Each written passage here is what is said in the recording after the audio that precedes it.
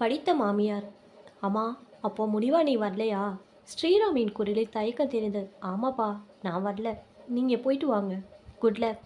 புத்தகத்திலிருந்து பார்வையை விலகி நிமிர்ந்து ஸ்ரீராமை பார்த்து சொன்னாள் புவனா. நான் பீச்சுக்கு போய் உட்கார போறேன். புவனா என்னதான் சாதாரணமாக பேச முயன்றாலும் அவளது முகத்தில் இருக்க தெரிந்தது. சரி, அப்போ நீங்க கார்ல போங்க, நாங்க டாக்ஸில போறோம் என்றாள் ரேவதி, ஸ்ரீராமின் மனைவி. தன் கைப்பையை எடுத்துக்கொண்டு, இன்னும் இருக்கு பீச்சு, நான் ஒரு ஆட்டோ பிடிச்சுக்கிறேன், நீங்கள் காரில் போங்க என்றாள் புவனா. சரி விஷால், பாட்டிக்கு பாய் சொல்லிட்டு கிளம்பு என்றான் ஸ்ரீராம். டிவி பார்த்து கொண்டிருந்த 6 வயது விஷால் சமத்தாய் எழுந்து பாட்டியை கட்டி அணைத்து பாய் பாய் பாட்டி என்று சிரித்தான். பாய்டா செல்லம், என் அருமை பேரா, என் குலக்கொழுந்தே என்று அவன் கன்னத்தை தடவி முத்தமிட்டாள் புவனா. குலக்கொழுந்தே என்ற வார்த்தையில் அழுத்த சற்று அதிகமாகவே கேட்கவே ஸ்ரீராமும் ரேவதியும் ஒருவரை ஒருவர் பார்த்து கொண்டார்கள். ஸ்ரீராமின் முகத்தில் சற்று சலிப்பு தெரிந்தது. ஆனாலும் அவன் ஒன்று சொல்லவில்லை. வரைமாய் என்றபடி வெளியே நடந்தான். ரேவதியும் விஷாலும் அவனை பின்தொடர்ந்தார்கள். அவர்கள் கிளம்பிய 15 நிமிடங்களில் புவனாவும் தனது செல்போனையும் பர்ஸையும் எடுத்துக்கொண்டு கிளம்பினாள். கதவை பூட்டி கொண்டு லிஃப்டில் ஏறி கீழே வந்தாள். வாசலில் அவளை பார்த்ததும் செக்யூரிட்டி வணக்கமாய் என்று சலாம் போட்டான். பெசன் நகரில் பீச்சுக்கு ஒரு 4 தெரு தள்ளி ஒரு பெரிய சொகுசு அப்பார்ட்மெண்ட் காம்ப்ளெக்ஸ். அது. ஒரு ஆட்டோ பாரு செல்வோம் பீச்சுக்கு என்றாள் புவனா. இதோமா என்றபடி கேட்டை நோக்கி விரைந்தாள் செக்யூரிட்டி செல்வம். 5 நிமிடத்தில் ஆட்டோ வந்தது. கடற்கரையில் கூட்டம் அவ்வளவாக இல்லை. 4 மணிதான் என்றாலும் லேசாக இருட்டத் தொடங்கியிருந்தது. மணலில் மெல்ல நடந்து சற்று வெளிச்சமான இடத்தில் அமர்ந்தாள் புவனா. மயங்கும் மாலை பொழுது, இதமான கடற்கரை காற்று, கடல் அலைகள், கரையில் வந்து மோதும் சத்தம், இவையெல்லாம் புவனாவுக்கு ரொம்பவே பிடித்த விஷயங்கள். வாரம் 3-4 தடவையாவது கடற்கரைக்கு வந்து விடுவாள். உனக்கு என்னம்மா, பீச்சுக்கு பக்கத்தில் பங்களா, நினச்சா கடற்கரை காத்து, பெசன் நகர் சொகுசுவாசி நீ. நாங்கள்லாம் அப்படியா? பல்லாவரத்தில் இருக்கும் புவனாவின் அக்கா மாயா ஃபோனில் பெருமூச்சு விடுவாள். இப்போது செல்வ செழிப்பில் புவனாவின் குடும்பம் இருந்தாலும் ஆரம்பம் என்னவோ ரொம்பவே கஷ்டந்தான். எதிர்பாராத விதமாக மாரடைப்பில் புவனாவின் கணவர் சிறு வயதிலே இறந்து போக 2 குழந்தைகளுடன் அனாதையாக நின்றாள் புவனா. கூட பிறந்தவர்கள் தங்களால் முடிந்த உதவிகள் செய்தாலும் புவனா சும்மா இருக்கவில்லை. உடனடியாக வேலை தேடினார். பியூசி வரை படித்திருந்ததால் எளிதாக அரசாங்க பள்ளியில் வேலை கிடைத்தது. அந்த காலம் யாருக்கும் பாரமாக தன் குடும்பம் ஆகிவிடக்கூடாது என்ற வைராக்கியத்தால் அயராது உழைத்தாள் புவனா. படிப்படியாக முன்னேறி ஓய்வு பெறும் பொழுது தலைமை ஆசிரியராகி நல்லாசிரியர் விருது பெற்றிருந்தாள். குழந்தைகள் ஸ்ரீராமும் ரஞ்சனையும் பொறுப்புணர்ந்து படித்து ஆளாளுக்கு கணினி துறையில் நல்ல வேலையில் அமர்ந்தார்கள். ரஞ்சனி திருமணமாகி அமெரிக்காவில் இருக்கிறாள். ஸ்ரீராம் இங்கே சென்னையில் பெசன் நகரில் 3 படுக்கை அறை அப்பார்ட்மெண்ட், கார், சமையலுக்கு ஆள் என்று எல்லா வசதிகளுடன் ஸ்ரீராமும் அவனது மனைவியும் புவனாவை தங்கத்தட்டில் வைத்து தாங்குகிறாள் என்றால் அது மிகையல்ல.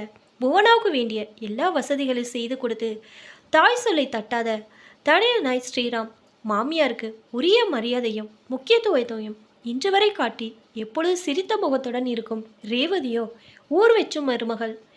6 வருடத்துக்கு முன் விஷால் பிறக்க வீட்டில் மகிழ்ச்சிக்கு குறைவில்லை. சண்டை, சச்சரவு, மனஸ்தாபம் என்பது மிக அரிது. இப்படியெல்லாம் சுமூகமாக போய்கொண்டிருந்த இந்த குடும்பத்தில் யார் கண் போட்டதோ கடந்த 6 மாதமாக இறுக்கமான சூழ்நிலை. காரணம் ஒரு கருத்து வேறுபாடு. ஸ்ரீராமும் ரேவதியும் ஒரு புறம், புவனா இன்னொரு புறம். யாரும் விட்டு கொடுப்பதாய் இல்லை. 6 மாதங்களுக்கு முன் ஒரு வழக்கமான காலை பொழுது ரேவதி ஸ்ரீராமும் அன்று லீவு போட்டிருந்தார்கள். விஷால் பள்ளிக்கு போயிருந்தான்.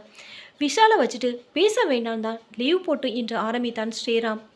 ரேவதியும் அவன் அருகில் வந்து அமர்ந்து கொண்டாள். என்ன விஷயம் சொல்லுப்பா, ஏதாவது பிரச்சனையா? பதறினாள் புவனா. அதெல்லாம் ஒன்றும் இல்லை, நல்ல விஷயந்தான் என்று அவளை ஆசுவாசப்படுத்தினாள் ரேவதி. என்ன சொல்லுங்க.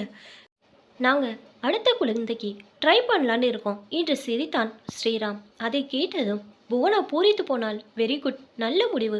விஷாலுக்கும் 6 வயசாச்சு, உங்களுக்கும் வயசு கூடுறது நானா கேட்க வேண்டான்னு இருந்தேன். ரொம்ப சந்தோஷம்ப்பா என்று ரேவதி அணைத்து கொண்டாள். ஆமாம்மா, 2 குழந்தைங்க வேணும்னு நானும் ஸ்ரீராமும் முதல்லயே டிசைட் பண்ணியிருந்தோம். இப்போ சரியான டைம். சிரித்தாள் ரேவதி. கண்டிப்பா விஷாலுக்கு கூட பிறந்தவங்க வேண்டாமா? ஒத்த குழந்தையா ஏன் கஷ்டப்படணும்? கடவுள் புண்ணியத்துல அடுத்தது பொண்ணா பிறக்கட்டும். நான் வேண்டிக்கிறேன். புவனாவுக்கு எக்கச்சக்க குஷி. இருப்பு கொள்ளவில்லை. சக்கரை போடணும் உங்க வாய்க்கு. இரு என்று எழுந்தாள். இருமா, ஒரு சின்ன விஷயம் என்று அவளை நிறுத்தினான் ஸ்ரீராம். இரண்டாவது குழந்தை நாங்கள் பெற்றுக்க போகிறதில்ல, தத்து எடுத்துக்கலான்னு முடிவு பண்ணியிருக்கிறோம். என்ன? புவனா அதை எதிர்பார்த்திருக்கவில்லை. ஆமாம்மா, அடாப்ட் பண்ணிக்கலான்னு இருக்கோம். ரேவதி. என்னாச்சுமா? உனக்கு உடம்புக்கு ஏதாவது? மீண்டும் பதறினாள் புவனா. போச்சுடா. ஏம்மா எதுக்கெடுத்தாலும் பதட்டம்? ஏன் கெட்டதையே யோசிக்கிற? ரேவதிக்கு ஒன்றும் இல்லை என்று அவளை சோஃபாவில் அமர வைத்தான் ஸ்ரீராம். பின்ன ஏன் தத்தெடுத்துக்கணும்? புரியலை. குழம்பினாள் புவனா. ஏன் குழந்தை பெற்றுக்க முடியலன்னா தான் தத்து எடுத்துக்கணுமா? எங்களுக்கு இன்னொரு குழந்தை வேணும். பெற்றுக்கிறத விட ஒரு பெண் குழந்தையை தத்து எடுத்துக்கலாமே. ஸ்ரீராமின் கேள்விக்கு டக்குன்னு பதில் சொல்ல முடியவில்லை புவனாவால். நம்ம குடும்பத்துக்கு புது உறவு. ஒரு அப்பா அம்மா இல்லாத குழந்தைக்கு புது குடும்பம். ரேவதியின் முகத்தில் மலர்ச்சி. அது இழுத்தாள் புவனா. கேட்க நல்லாதாம்மா இருக்கு. நடைமுறைக்கு ஒத்து வராது. ஏமா, என்ன ஒத்து வராது? குழம்பினான் ஸ்ரீராம். எப்படி சொல்கிறது? எனக்கு என்னமோ இது சரியாக தோணலை. இதை பற்றி அப்புறம் பேசலாமே என்று முடித்தாள் புவனா. ஆரம்பத்தில் இருந்த குஷி இப்போது இல்லை. அவள் முகத்தில் மாற்றம் அப்பட்டமாக தெரிந்தது. அதற்கு மேல் ஸ்ரீராமும் ரேவதியும் பேச்சை தொடரவில்லை. புவனாவுக்கு இந்த விஷயத்தை ஜீர்ணிப்பதற்கும் யோசிப்பதற்கும் கால அவகாசம் தேவை என்பது அவர்களுக்கு புரிந்தது. புவனா இப்படிதான். அவளுக்கு ஒன்று பிடிக்கவில்லை என்றால் வாக்குவாதம் பண்ண மாட்டாள். பேச்சை தவிர்த்து விடுவாள்.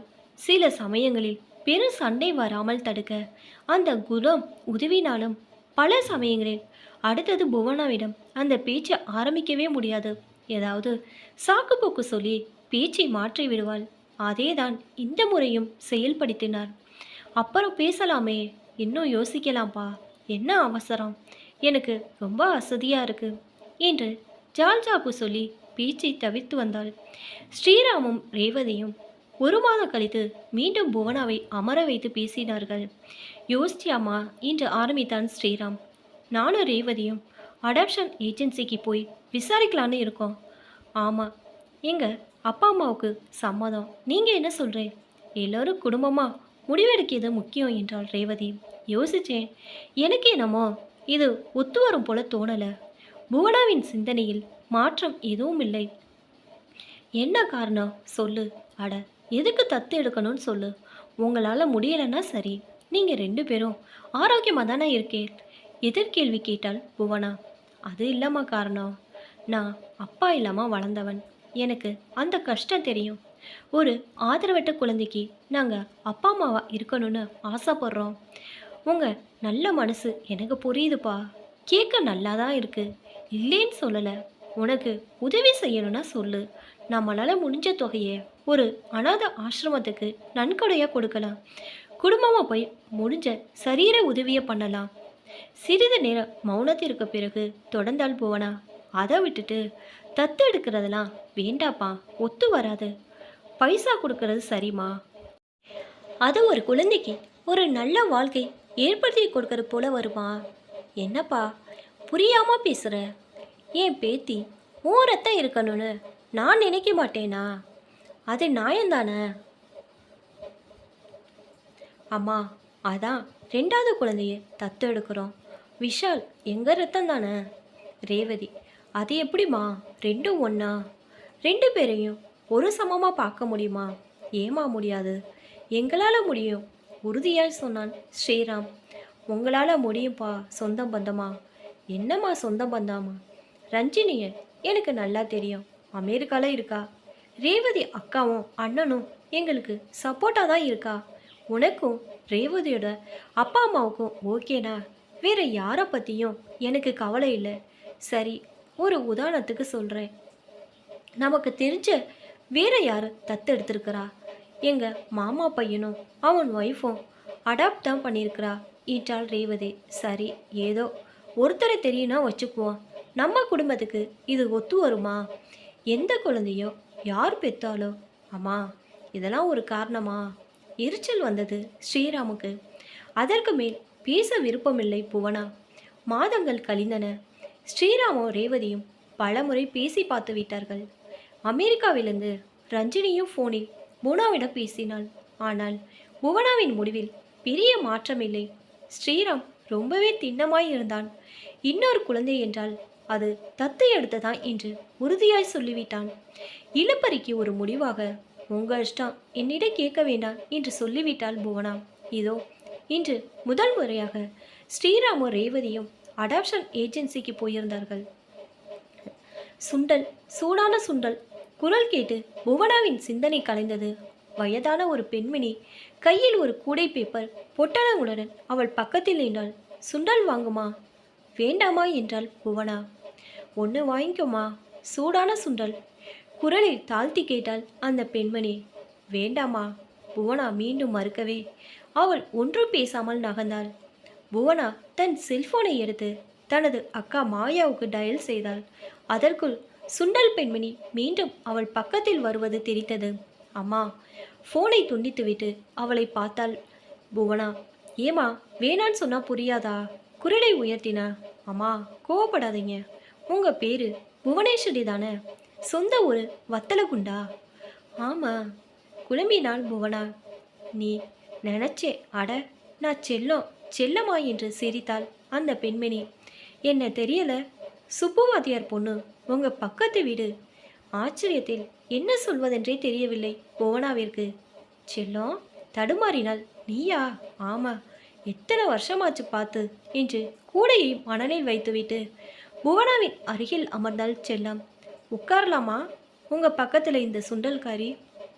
புவனா உடனே அவள் கைகளை பிடித்து இருக்க அணைத்து கொண்டாள். என்னடி செல்லம் இப்படி கேட்குற? எப்படி இருக்கிற? பார்த்தா தெரியல என்று விகர்த்தியாய் சிரித்தாள் செல்லம். இருவரும் பேச துவங்கினார்கள். 40 வருட கதையை 4 நிமிஷத்தில் சொன்னாள் செல்லம். செல்லமும் புவனாவும் பாலிய சிநேகிதிகள். வளரும் பொழுது அடுத்தடுத்த வீடு. இருவரது குடும்பங்களும் பரம்பரையாக பழக்கம்.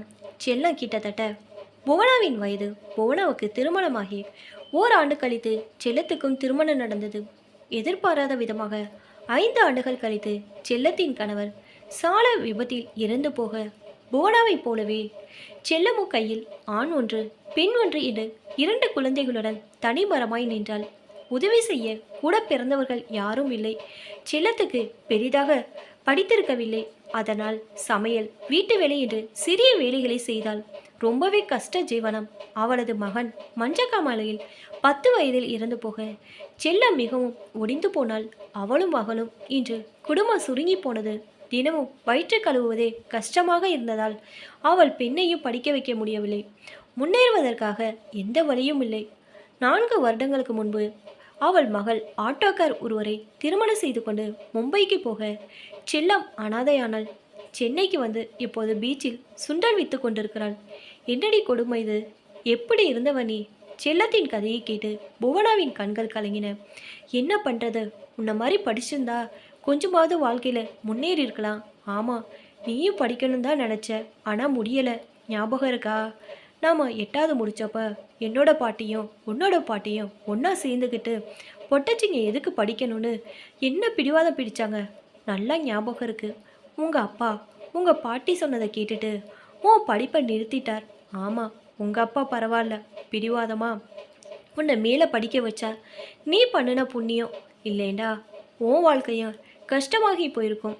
சரியாக சொன்ன. புவனா தன் வீட்டு முகவரியையும் செல்போன் எண்ணையும் ஒரு பேப்பரில் எழுதி செல்லத்திடம் கொடுத்தாள்.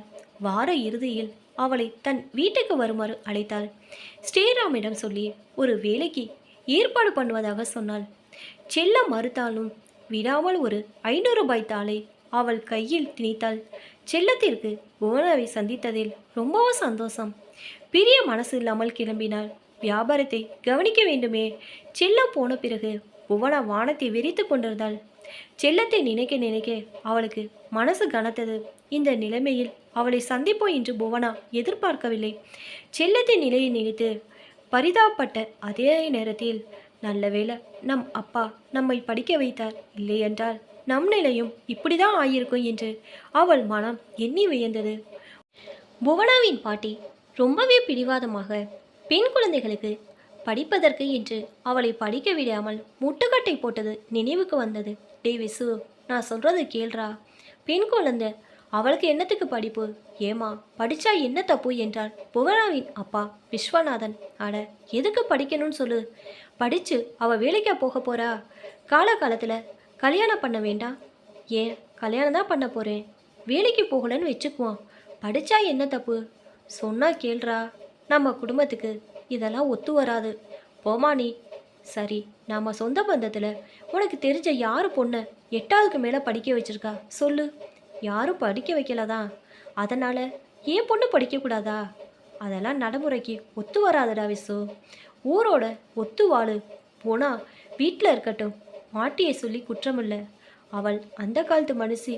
அவளது காலத்தில் பெண்கள் பள்ளிக்கூடத்துக்கே போனது கிடையாது. கிணத்து தவளையான பாட்டிக்கு காலத்தோடு மாற முடியவில்லை. சமுதாயத்தின் புதிய மாற்றங்களை ஏற்க முடியவில்லை. புவனாவின் அப்பா விஸ்வநாதனோ அம்மாவின் பேச்சை கேட்கவில்லை. தன் முடிவில் உறுதியாக இருந்து புவனாவின் பியூசி வரை படிக்க வைத்தார். பழைய நினைவுகளை அசை போட்ட புவனாவால் தன்னை தன் பாட்டியோடு ஒப்பிட்டு பார்க்காமல் இருக்க முடியவில்லை. டே விசு, நான் சொல்றதை கேள்றா. பெண் குழந்தை, அவளுக்கு என்னத்துக்கு படிப்பு? பாட்டி, எனக்கு என்னமோ தத்து எடுக்கிறதெல்லாம் ஒத்துவாரம் போல் தோணலை. புவனா, சரி, நாம் சொந்த பந்தத்தில் உனக்கு தெரிஞ்ச யாரு பொண்ணை 8ஆவதுக்கு மேலே படிக்க வச்சிருக்கா சொல்லு. இது பாட்டி. சரி, ஒரு உதாரணத்துக்கு சொல்லேன். நமக்கு தெரிஞ்ச வேற யாராவது தத்து எடுத்திருக்கிறா? இது புவனா. அட, எதுக்கு படிக்கணும்னு சொல்லு. படிச்சு அவள் வேலைக்கா போக போறா? இது பாட்டி. அட, எதுக்கு தத்து எடுக்கணும் சொல்லு. உங்களால் முடியலைன்னா சரி, நீங்கள் 2 பேரும் ஆரோக்கியமாக தானே இருக்கே. இது புவனா.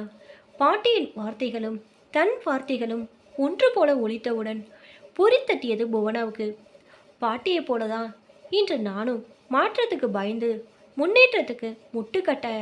என்ன முட்டாள்தனம்! சே, நொந்து கொண்டாள் புவனா. மாட்டேன், நான் அப்படி இருக்க போவதில்லை என்று தனக்கு தானே சொல்லி கொண்டவள் அவசரமாக எழுந்தாள். விடுவிடு என்று மணலில் நடந்து நடைபாதைக்கு வந்தாள். ஆட்டோ ஒன்றை நிறுத்தினாள். அடையார் போப்பா என்று ஏறிக்கொண்டாள். உட்கார்ந்து செல்போனை எடுத்து ஸ்ரீராமுக்கு டயல் செய்தாள். சொல்லுமா என்றான் ஸ்ரீராம் எதிர்முனையில். நான் வரேப்பா, ஆஃபீஸ் அடையார் தானே என்றாள் புவனா உற்சாகமாக.